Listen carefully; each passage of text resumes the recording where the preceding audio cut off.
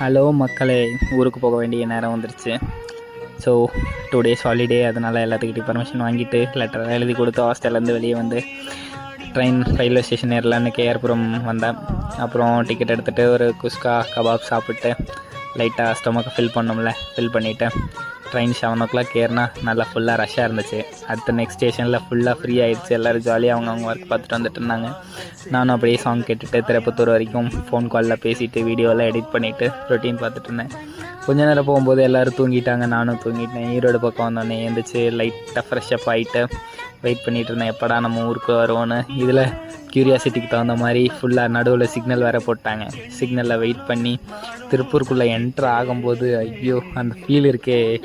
ரொம்ப நாளைக்கு அப்புறம் வீட்டு சாப்பாடு சாப்பிட போகிறோம், வீட்டில் எல்லாத்துக்கூட கூட இருக்க போகிறோம், என்னோட பிடிச்ச புஜ்ஜா பப்பு அவங்க கூடலாம் விளையாட போகிறோன்னு சொல்லிவிட்டு லோக்கோக்கு ஒரு டாட்டா சொல்லிட்டு நானும் அப்பாவும் போய் ஒரு டீயை போட்டுட்டு அதுக்கப்புறம் வீட்டுக்கு போயிட்டு வந்துட்டா. பாய்.